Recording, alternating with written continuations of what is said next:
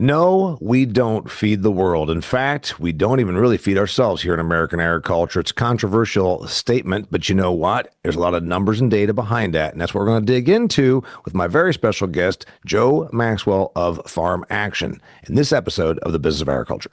Are you looking for productive efficiencies and growing higher yielding, better performing crops? New Fields Ag provides a complete portfolio of biological products focused on you, the farmer. Visit newfieldsag.com for more information to help you farm better.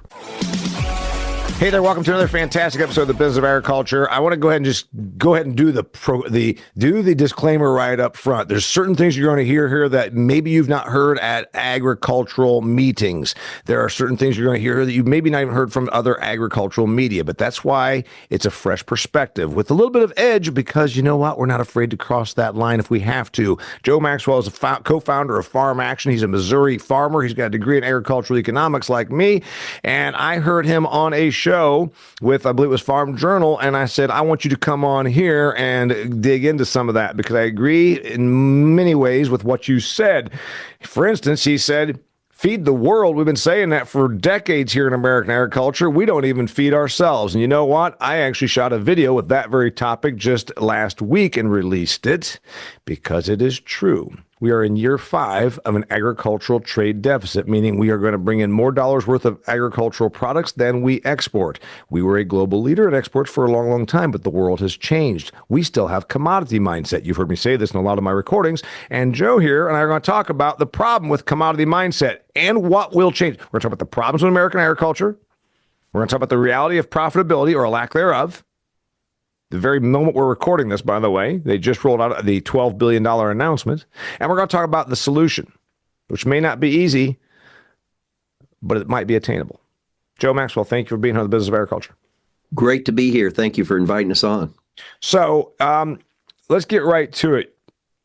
I have been saying it's forever. It's time to retire, feed the world. But that's like going standing in front of the Catholic Church and telling them that the Pope's irrelevant. I mean, it's just, there's certain things here that you just you said it, and I've been saying it for a long while to my audience. Feeding the world is not the rally cry anymore, because it's not even hard to feed the world. The only starving people on the planet are not starving because of a lack of production.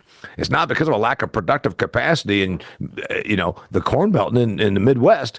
It's because of the economics, distribution, food being used as a bargaining chip, food being used as a political weapon or a weapon of war. It's time to retire it. And the other part of it is we don't even really feed ourselves. You and I both said, what's Farm Action do? What do I do in front of my audiences? Raise your hand if you ate a 56 pounds of number 2 yellow corn yesterday. Oh, you didn't. So who the hell are we really feeding? We're feeding the ethanol plant. You go. Yeah, well, absolutely. Well, I think the fact that our mindset is stuck on feeding the world has resulted, as farmers, has resulted in us having to go to Washington, D.C. on an annual, if not biannual basis and ask for a handout. Once again, the president just announced here when we're taping $12 billion. Last year, $10.5 billion. Another $67 billion over a 10-year period in the reconciliation bill.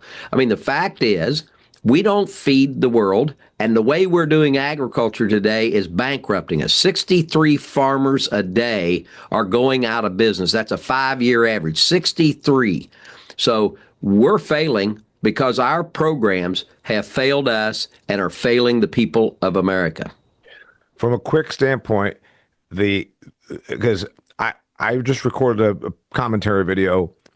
Bankruptcy rate is not that number. Bankruptcies are actually very, very, very small compared to almost every other business. You compare farmers to dry cleaners, our bankruptcy rate is in the fractions of percent, like hundreds of a percent.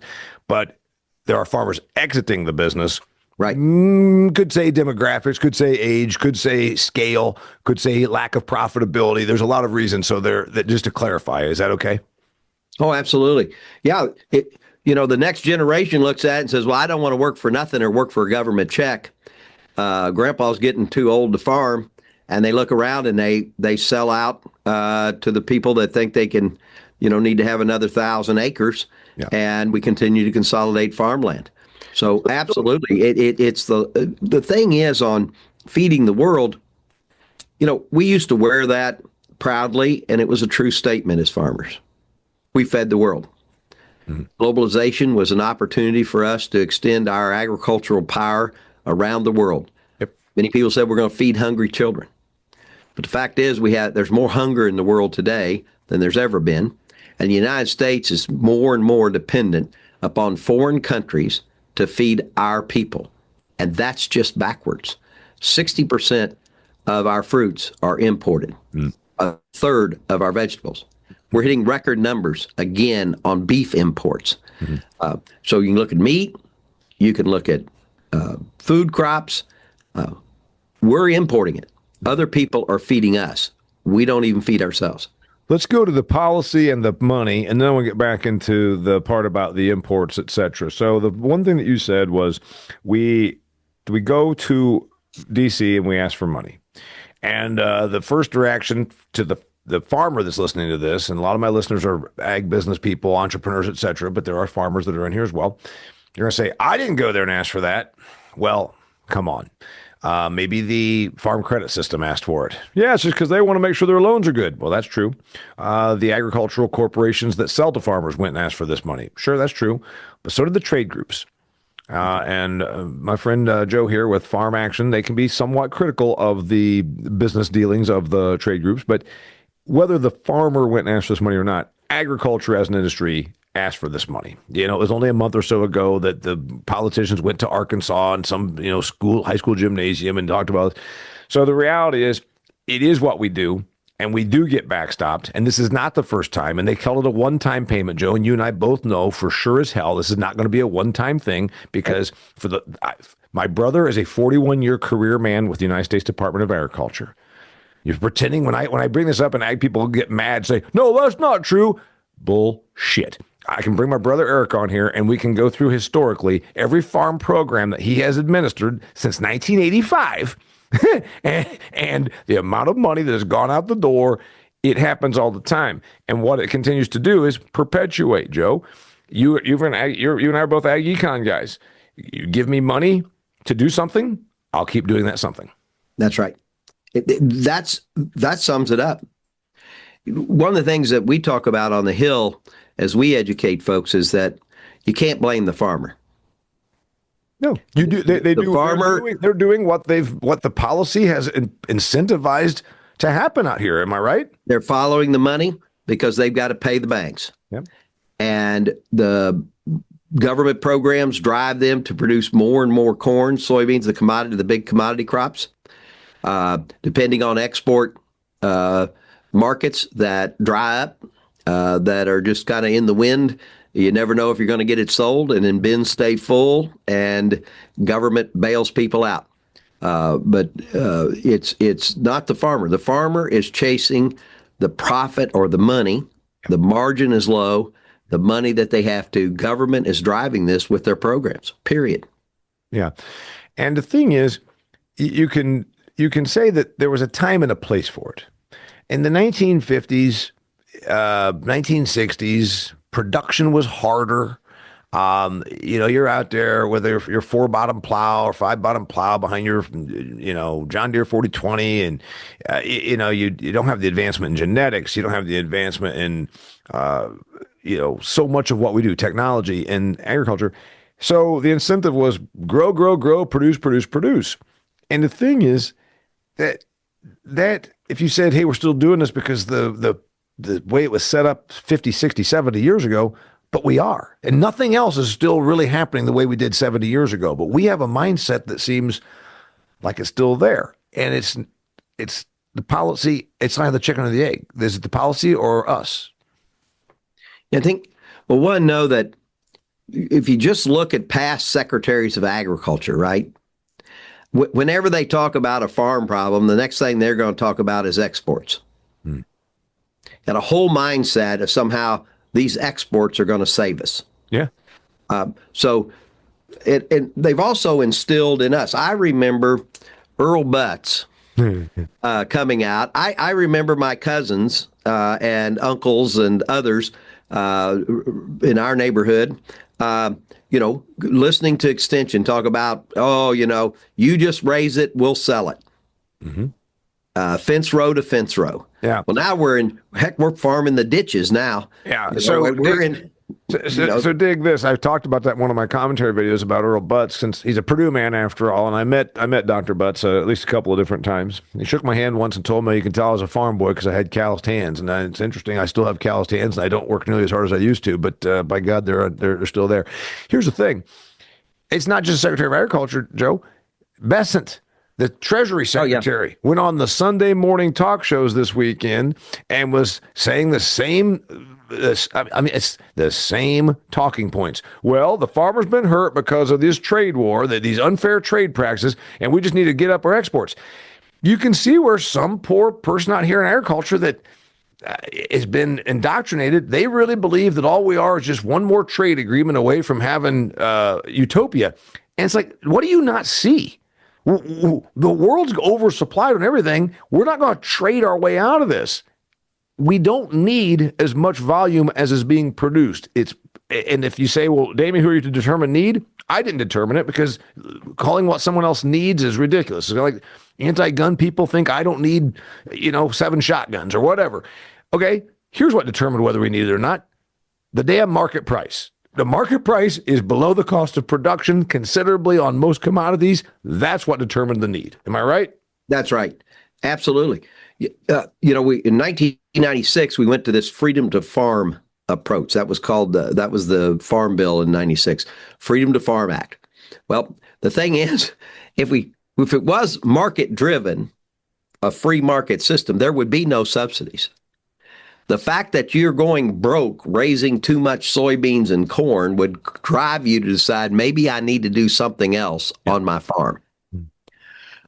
So we created a system that has this mentality that we're going to be able to find the markets around the world, that they're unlimited markets, and that you just keep raising it, let us worry about it. Farmers, in my neck of the woods, we're not trusting people when it comes to government. Mm-hmm. It drives me insane when I go down to the coffee shop and everybody's trusting government to export. Mm-hmm. When did they ever do anything for us? Yeah. Well, so the other part of it is it's ill-placed. So you and I record this, and again, I'm not being mean. It's what it was a reality a long time ago. It is not there anymore, and it hasn't really been there for quite some time. Remember the 80s, the farm crisis. I've talked about this in many of my videos. Began with a glut. It didn't begin with the wheat embargo didn't help, and the interest rates didn't help, and some other things. It began because of massive amounts of oversupply. So here's the thing: these commodity groups, they still say this. Say, we're just going to go around the globe and pick up demand. And I'm like, there are no empty plates sitting around the world saying, God, I hope someone comes along with some food for us. Here's all this money. If they have an empty plate, it's because they have no money. If they have money, their plate is full, more than full. Australia's going to sell to them. Kazakhstan's going to sell to them. Brazil's going to sell to them. And we still have this thing. Again, the Treasury Secretary, the Secretary of Agriculture, still doing their thing of, well, we just got to figure out more trade. And like, why do you keep falling for this? That's not going to happen. Yeah, it's not going to happen. And the fact is, even if it did happen, it's short-lived. I mean, look at the growth of Brazil. Mm-hmm. I mean, we need to wake up and see what else is happening in the world. We're no longer the only agricultural powerhouse. Yeah. There are competitors. Look at what Argentina did. The president you mentioned was that, so they bail out Argentina with the first 20 billion amount of money. And the first thing they did was lower their excise export tax and sold beans to China. Right. I mean, we're not alone anymore. Yeah. That's one of the big shifts. Used to be, we had the technology, the equipment, the industrial age brought us in ahead of other countries. Yep. And we were able to find those markets. But today, we're number 2 in many areas, no longer even number 1 in the commodities that we keep encouraging farmers to raise. Yeah. So I want to talk about the fix on the policy and if it happens, and then I want to get into that imports you talked about. Before I do that, I want to remind you about my friends over at Harvest Returns. If you have an agricultural entity, it could be a farm, it could be a ranch, it could be a meat processing facility, it could be a mushroom growing facility. That's right. Harvest Returns is funding one of those. Harvest Returns started by my friend Chris Raleigh. He's a sharp dude. And what they basically said was there's a bunch of agricultural entities that need capital to expand or to even begin. And it doesn't fit the template of an average agricultural lender. So you know what they did? They assembled thousands of investors to create creative financing options. All you got to do is put your business plan together and you can find this capital that you need to grow your agricultural entity using Harvest Returns pool of investors. Harvest Returns can bring the capital you need to reach your goals. Visit harvestreturns.com. That's harvestreturns.com to learn more about getting your operation the capital it needs to grow. The thing is, there'll be some in ag, Joe, that are reluctant about this $12 billion. There's going to be this thing of, well, this will get us by. And you and I are both going to say, yeah, until we need the next one, and until we need the next one. And then what it does is a subsidy increases the supply because it's going to be, well, they paid me to do this, so I'm going to do it again. So we're going to be in the same situation where we're incentivizing production of not real food. Now, here's what's interesting. You said that this largely goes to things like corn, soy, wheat, rice, sorghum, cotton, the big 6 type crops, but on specialty crop. And so you talked about imports. Where we're picking up our import, we're unable to export all of our bulk commodities because, again, we have competition like Brazil. And then on the flip side, our consumer, and I'm not immune to this myself. Our consumer wants fresh produce in February. Well, it ain't coming from Ohio, so you can understand. It could. See that? I mean, know that we import tomatoes, cucumbers, peppers from Canada in February. Now, that one I didn't know. So you're talking this is indoor raised agricultural product from Canada in the middle of winter. They're a major supplier of winter produce for the United States through high tunnels and greenhouses, really, hydroponics. Yeah. So Canada recognized as America grew its commodities, it was slowly going to begin to demand food crops. Yep. They spent the billions of dollars. We spent it on encouraging more corn, soybeans, cotton, wheat. They spent it on meeting a need they saw across the border. Yeah.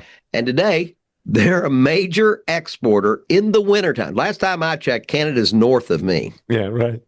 So that's one of the myths that we work very hard at Farm Action. You go to farmaction.us and learn more, but we need, as farmers and folks in agriculture, step back, look at this system's not working. It's just waiting for the next bailout check.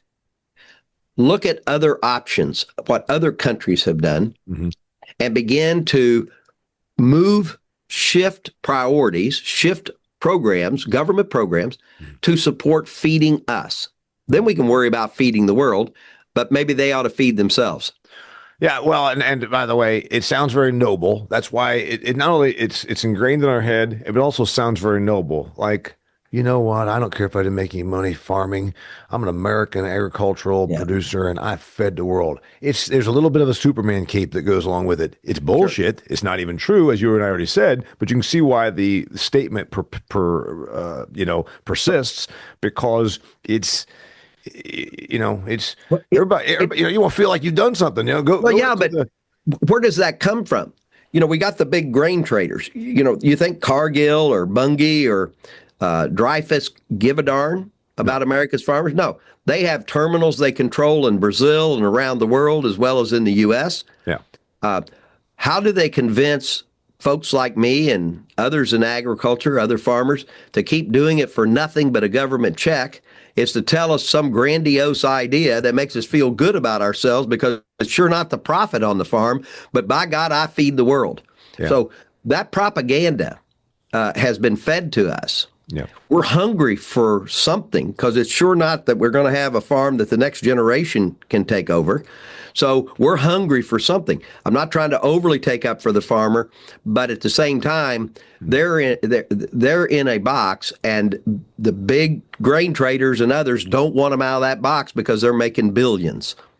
It's a little bit of a feudal arrangement. The most successful kings that didn't have to have, worry about the peasants storming the Bastille with their pitchforks, convinced the peasants that it was God's will to have them as peasants, and it was God's will to have me as the king. Yeah. And the more you can convince them that way, you didn't have to do throw with force. You just did it with the propaganda. Yeah, and I think a lot of that's has gone on.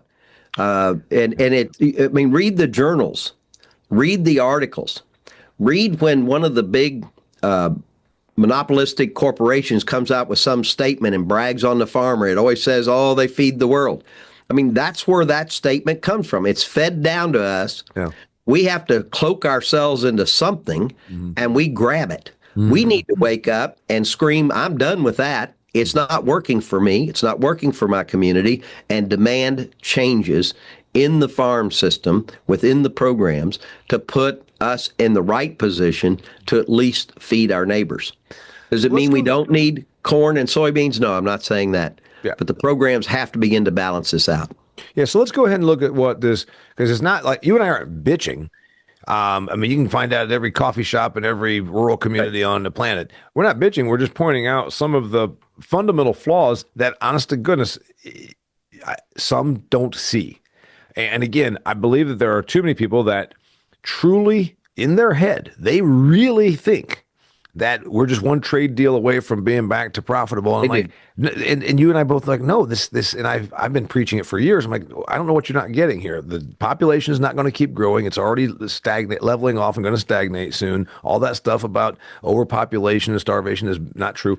The other part of it is productive capacity keeps going up, blah, blah, blah. So where I think, first off, changing policy,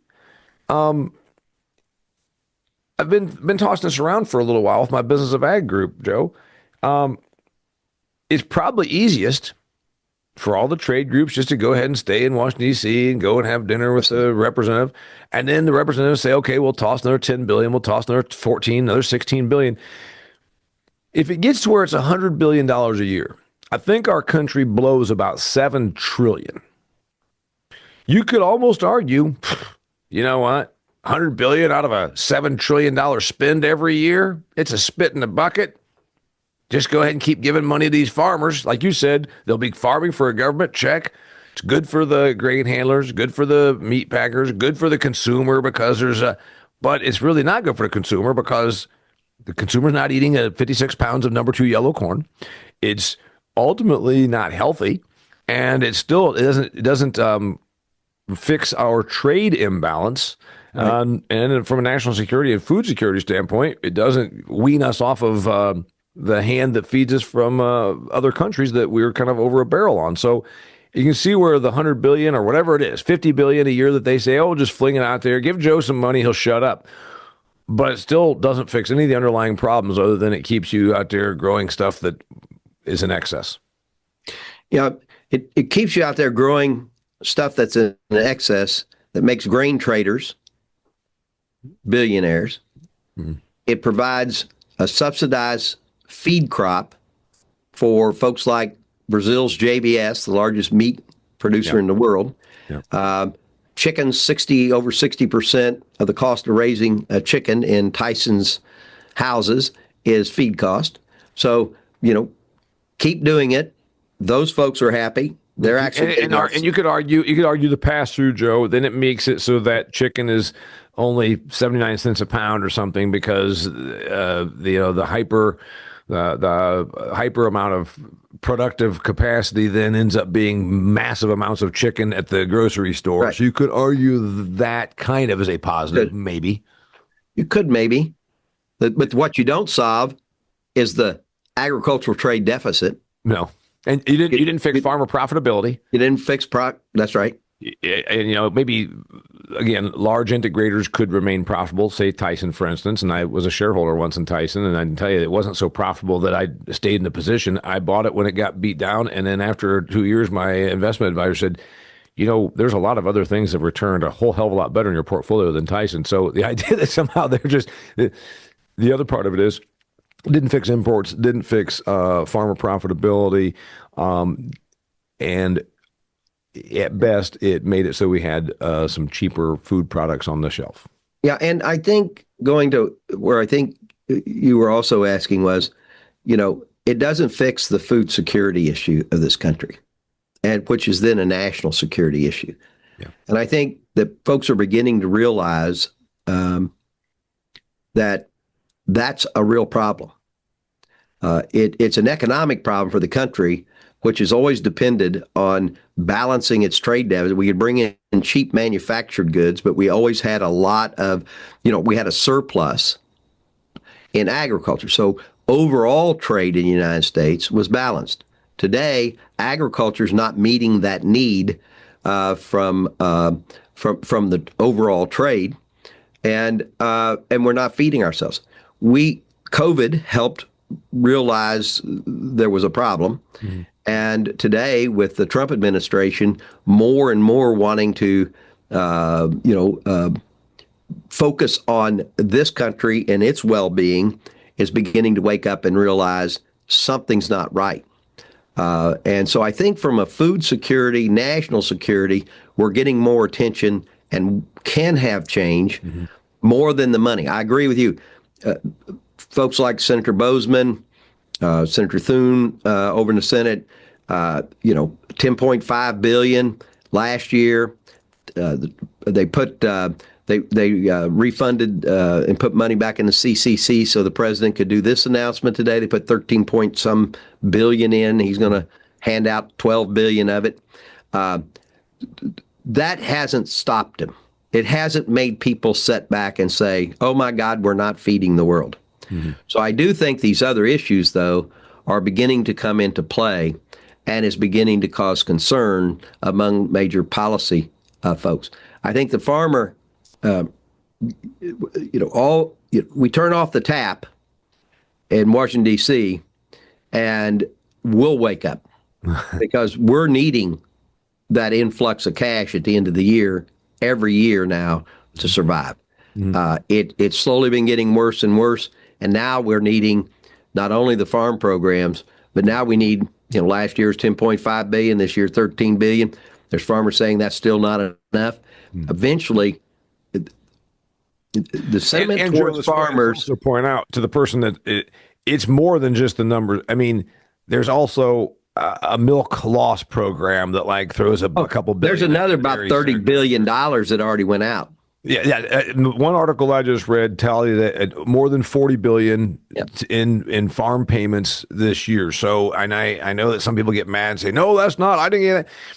Across all categories, it's about $40 billion. Now there's going to be another 12. So again, it's easily going to be over $50 billion this year. And in 2019, I think it was, we were around $60 billion. So this is not a new thing.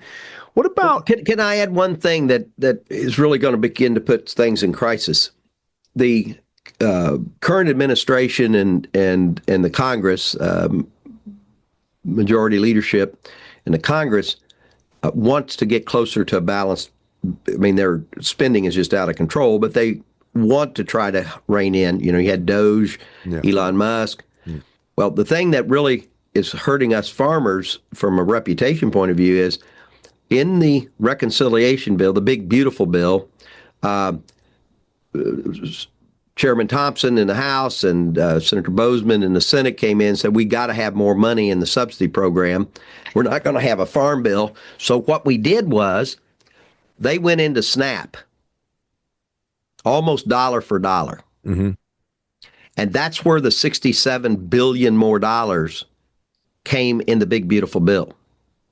Suddenly, there's a whole bunch of folks that didn't really care if the farmers got 10 billion, 50 billion. But suddenly, if you tap into an existing program and you cut it, to give the farmers. They didn't just come up with an additional 67 billion over Yeah, 10 right. They moved it. They moved it from a line item. They moved Yeah. it from SNAP over to Farmer Aid. And I see it on Facebook and I see it elsewhere. Here, a couple of years ago, farmers were the most trusted voice in America if you did a Yeah. poll. Yeah. And we're losing that ground. And one day that's going to bite us in the rump. Yeah, it is going to, and I've got a big commentary about that when we lose our political clout. But before I do that, let's talk about then what does need to happen, because from your perspective, you've got a pretty good idea that we can do something, but I think it's going to be a lift. Like I'm telling you, this is going to be a lift to change the status quo. Humans don't do change. Washington, D.C. Remember, the swamp doesn't want drained. All that stuff about draining the swamp, that's cute. I like it. Plays well with me and you, but the swamp don't want drained. So anyway, you're talking about a lift like gearing up for World War II was a big lift. I'm talking about the monumental but structural changes that if they don't happen, it might end up falling down upon itself. So before we get into that, I want to talk to you about our friends over at Redox. Redox wants you to know that getting the most from your nitrogen is crucial to your success. RDXN is a product from Redox Bionutrients. It is a unique product that improves nitrogen optimization. You will have no choice but to reduce your fertility and inputs, your nutrient inputs. And in fact, I believe in 5 years or less, the federal government, EPA, I don't care who's in the White House, is going to make it so you farm people are going to have a bigger bullseye on you, because when they're talking in Wisconsin, Iowa, and Nebraska about nitrates in the water supply, do not think this is just a California or a New York problem. It's coming for you. You're going to need to get cutting back on all of your applied nutrients. You can do that with products like RDXN. You want to learn more about RDXN from Redox, go to redoxgrows.com. RDXN, by the way, was nominated by Farm Journal as a best new product for 2025. Go check it out. Okay. Will this change? Yes. Is it because people like you and I are saying it should? No. I think it's going to change because the thing falls down on itself, and the political support goes away. Now that's the tough part. I see political support going away for agriculture. Again, like with that SNAP or realignment of those monies and all that. So why is it going to change? One, I think us talking about it helps. Yeah. Because my objective and Farm Action's objective is that it begins to change because the farmers begin to demand the change before there's the collapse. Small voting block only has clout in really about a dozen states. Farmer demand, even people like you, ancillary ag guys like me, demanding it. We're still a minority, pretty vastly big minority. We are a very political. Politically, we're not a minority, and we punch above our weight considerably. We punch away. Now, as I said, I believe that's being eroded. Mm-hmm. But at this juncture, ours being farmers, if we begin to have honest conversations that we don't feed the world and quit echoing that for Mr. Cargill and the others and say, no, we don't and we want to, we can change the narrative and then begin to change the programs. If we don't, why do I say yes so quickly? Mm-hmm. Because it's going to collapse on us. Mm-hmm. It's not sustainable. The current programs at Washington, D.C., is not sustainable. It's not politically sustainable over time in the Capitol, mm-hmm. and it's not sustainable from a money point of view. Yeah, at some point, it gets called out. Well, and I said that, and I'm not kidding, on my Business of Ag Success group, which we meet every other Friday, and it's a great group, small agriculture people. And I even said a few months ago, I said, all right, just say it's $100 billion, in a country that tosses money around like we do. Maybe they just say, hell with it. Go ahead and just keep giving money to farmers so they'll be quiet. They do it in France. God knows in France, every other day, the farmers get pissed off and drive their tractors to the Capitol and protest. But here's the thing. Then I said, all right, now let's say you just do that. What happens with the product? Are we going to start taking barges of soybeans out to the ocean and dumping them? Because at some point, the product ends up having almost no value because it'll be so oversupplied. You're like, no, Damien, that'll never happen. Well, I remember $1.60 corn, and it wasn't that long ago. And I Right. remember the government paying you an LDP, a loan deficiency payment, and taking it up to about $2 and was it $2.12 because they said that's what make it profitable. So they gave you a check for the difference between $1.60 and 2.05 or 2.10 or whatever it was, just to make it so you were profitable. Again, it wasn't that long ago, and I just wonder. But I think that you're right. Maybe this time it's different, but I don't know. Well, I say yes. Okay. It's different. Okay, let's go It with how. feels. Okay, It let's go about how's feels. it happen. How's it happen? Do we all of a sudden? Because it sounds a little bit like protectionism. First off, if you're going to say, well, we don't want all those imports coming in from Canada of their cucumbers grown in a greenhouse, then it becomes kind of what Trump is doing. Where the media is telling us every day that trade wars are bad, but to accomplish it so that we aren't importing 75% of our produce or 12% of our beef or whatever that number should be, it has to happen through protectionist policy, meaning a blockade at our border on food imports. Well, uh, I think that it is begins by having a priority that we're going to feed ourselves. Mm-hmm. I think. I'm sorry. Can you stop right here? Okay, so it does sound like protectionist policy, and no, I'm all over on this. Protectionism usually has meant higher costs. If we said we're not going to bring in VCRs from Japan in 1982, every home in America wouldn't have had a VCR flashing the 12 o'clock on it. The reason we had VCRs in all the houses is because we didn't have a protectionist policy at some point. We said we're going to bring in electronics from Japan. That's kind of the example that I would use. What? Well, I think here's the difference. One, it's not going to happen overnight. Correct. Two, we're spending 50 billion or so in subsidizing farms. Yeah. Today. Yeah. So we're We would already doing the suggest spend. we suggest not lowering the spend, but shifting that Yep. to where we then begin to have affordable food crops raised in the United States. Mm-hmm. And it will take time.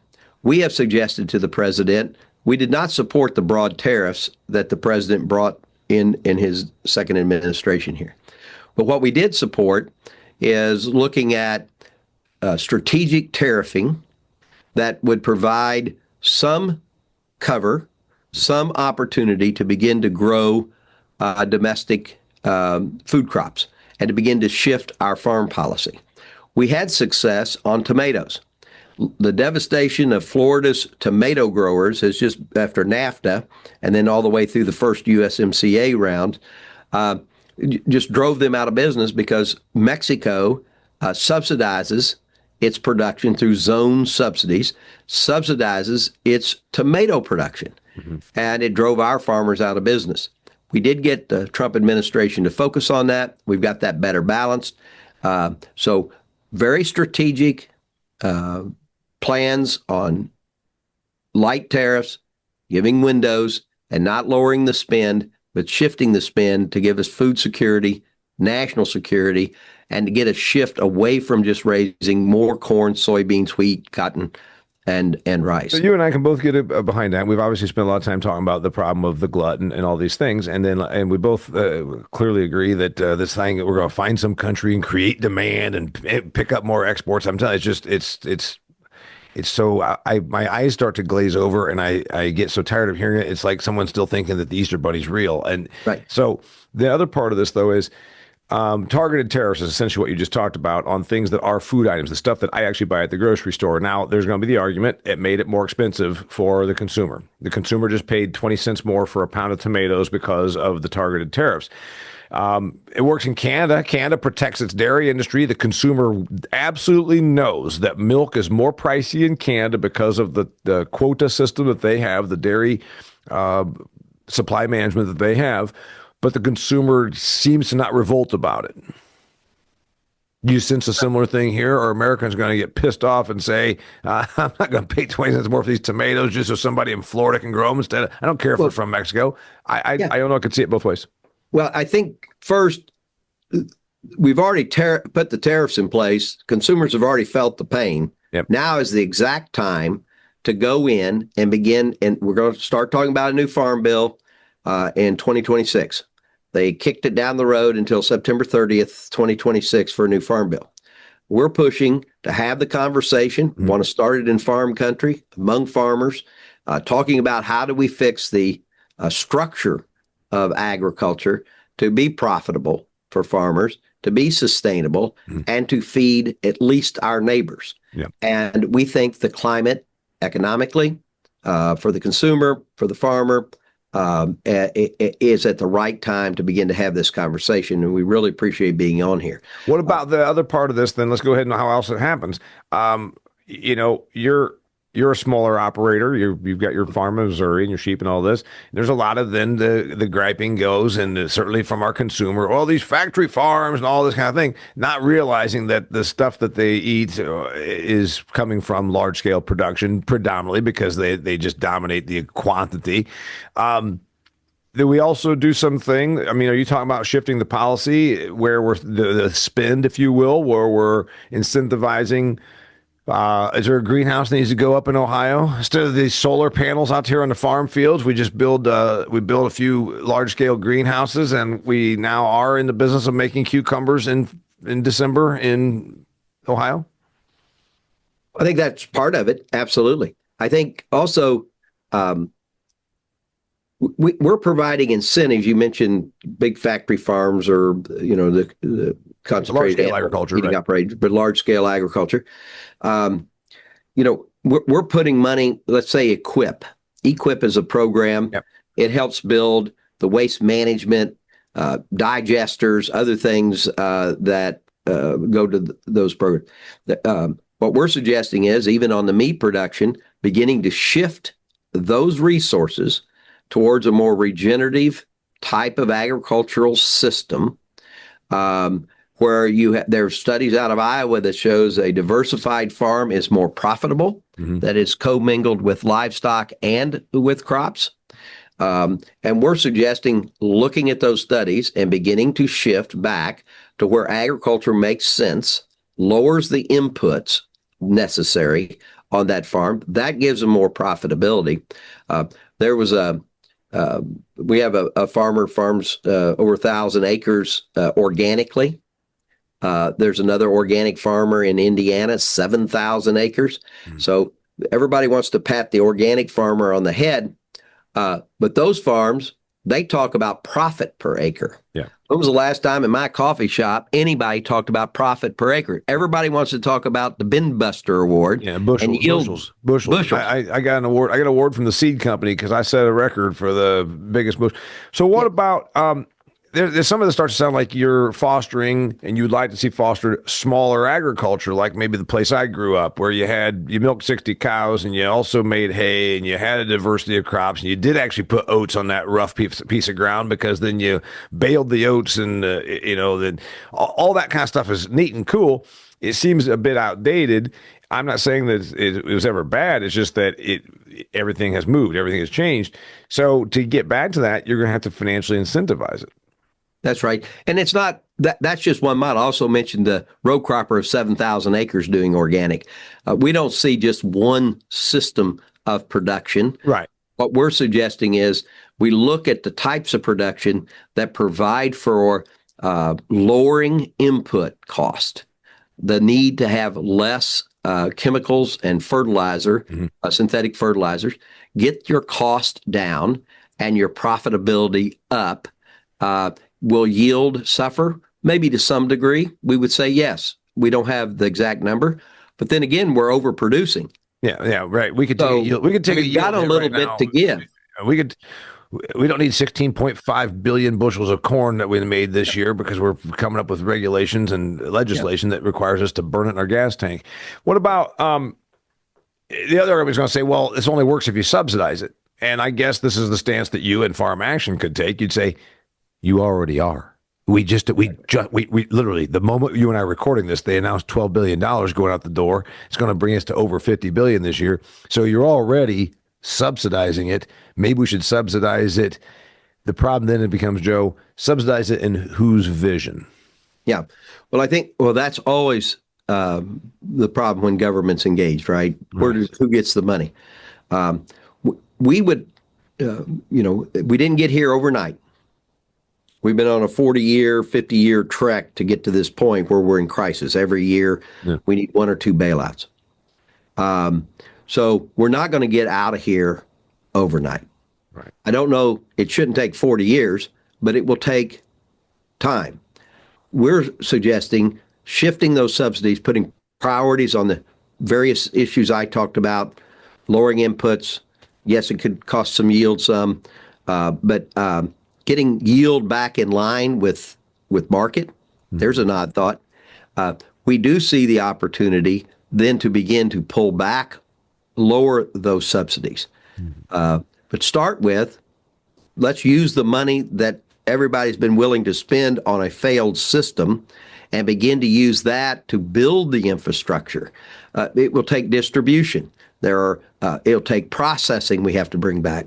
You're talking about, okay, you're saying we need processing. If we're going to be growing greenhouse vegetables in Ohio to feed the East and Midwest, then we need processing for that. And we need... you need chillers. I mean, we've got a long list. But, the thing that we've done, just look around. In my little hometown, 10,000 people. We used to have, along the railroad tracks, we had fruit and vegetable distributors. Yeah. It came in, they distributed it around town. We had 2 meat packing plants. We had 2 options for our hot dogs. Now, I'm not saying we go back to the 50s. Everybody says, oh, Joe wants to live in the past. I'm not saying that. But the reality is those don't exist. Yeah, right. What Joe is saying is it will take time because we have to reinvest. Will it be those little shops setting along the railroad tracks? Probably not. But nothing exists today. Yeah. And so we have to have incentives to bring businessmen and women back into that market space, back into that sector to rebuild that infrastructure. Canada did it. I just keep pointing to Canada. Canada did this. Mexico did this. They used to not be the big vegetable powerhouses that they are today. Their governments saw an opportunity to market to the United States because we were building a failed system, and they were going to fill the void. And they invested in the infrastructure to be able to do that. And that's what we're suggesting. We need to step back, admit that the system's failed. It's not working. Eventually, we as farmers are going to lose that oversized political clout we have. And if we wait till then, no because by then, and by the way, I literally have notes for another one of my ag videos that I'm going to be putting out about that exact thing. Okay. It's not a matter of if, but when agriculture's political clout runs out. And I agree with you. So you want to see investment in infrastructure. You want to see incentivized return to stuff that we could grow very easily. Like you said, we already have the Florida, Texas, and California, Arizona, where I am right now, the ability to grow all kinds of produce, et cetera, et cetera. There is the labor issue. When you talk about things that much of the stuff, even if it's not seasonality, as you pointed out, we're getting seasonal crops from Canada, for God's sakes. But then there's the issue of the labor. Canada has the same issue.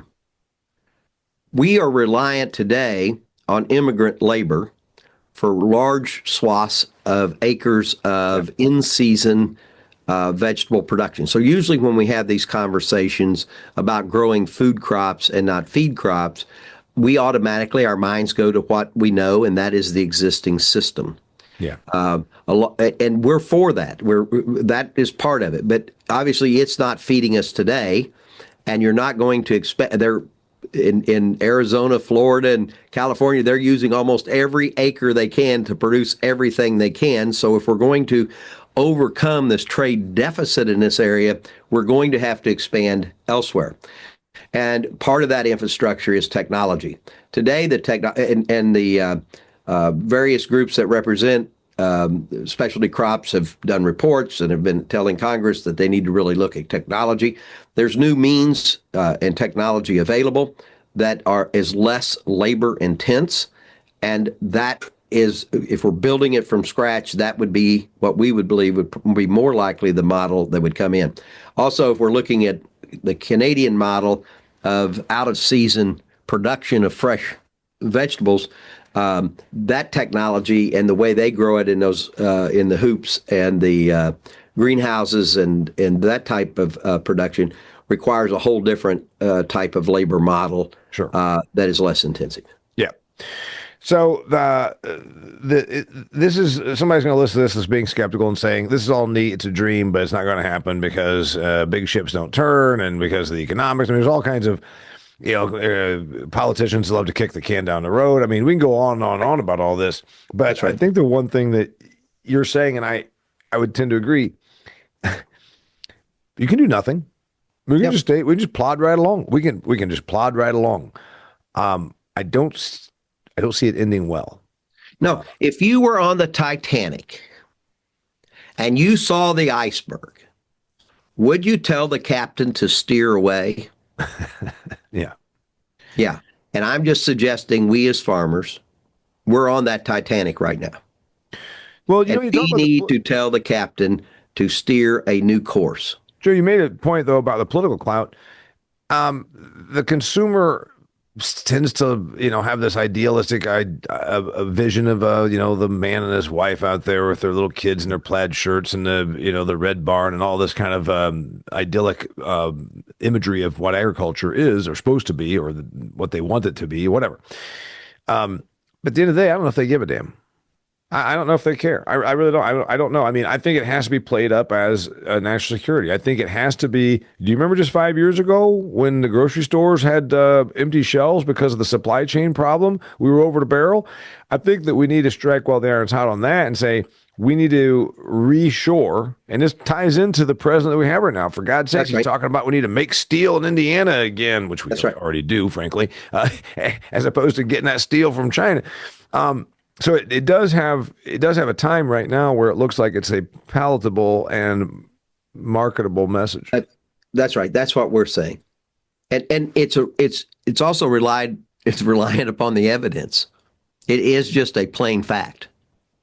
That always helps when you're trying to build out your narrative. Is that plain fact that we've completely gotten to where we're producing stuff that we have to subsidize to then take to an ethanol plant to then put in our tank and burn it. We've focused on that. Which, think about that. You're legislating the fact that I have to use this stuff that I'm also paying the farmers to produce because they can't make it on. It's not profitable as it is. Yep.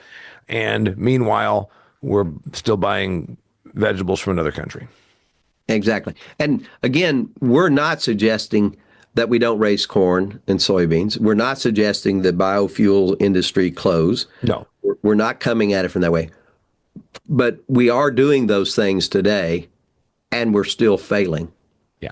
In other words, maybe it's right sizing. It's a matter of right sizing and getting the Titanic getting the Titanic to start turning in a different direction. Yeah. Maybe get to water where there's not icebergs.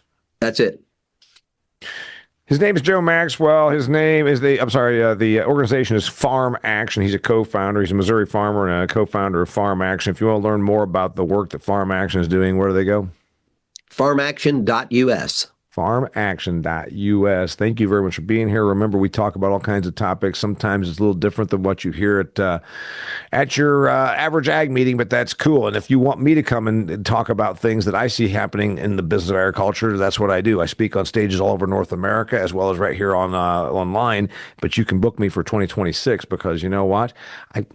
Mrs. Mason wants a fancy Christmas present. I don't know what that is exactly because actually she needs nothing. And she told me she doesn't need me to even get her anything. So I'm lying. I'm not going to need your money to buy her a Christmas present. But you know what? I would like to come and speak to your organization. Anyhow, please share this episode. And also do go to my YouTube channel if you've not already. Hit subscribe. It doesn't cost nothing. Just go on YouTube, type in Damian Mason and subscribe. It's all free. You can see all my commentary videos. You can see all these episodes. You can go back and look at all the audios. 400 and almost 430 episodes of the Business Agriculture have come out over the last 8 years. I thank you very much for being a fan, and definitely thank you for being here. And Joe, I thank him also. This is good stuff. Thank you. Come and do much. this again in a couple of years? Yeah, let's see how well I did. Oh, I think you're going to be just fine. All right, till next time. He's Joe. I'm Damian, and this is the Business of Agriculture. Hey, sincere thanks for joining us here on another episode of the Business of Agriculture. I want to ask you, if you farm, are you looking for more productive efficiencies to grow higher yielding, better performing crops? Well, of course you are. New Fields Ag provides a complete portfolio of biological products focused on you, the farmer. If you want to learn more about the New Fields Ag product lineup, go to newfieldsag.com for information.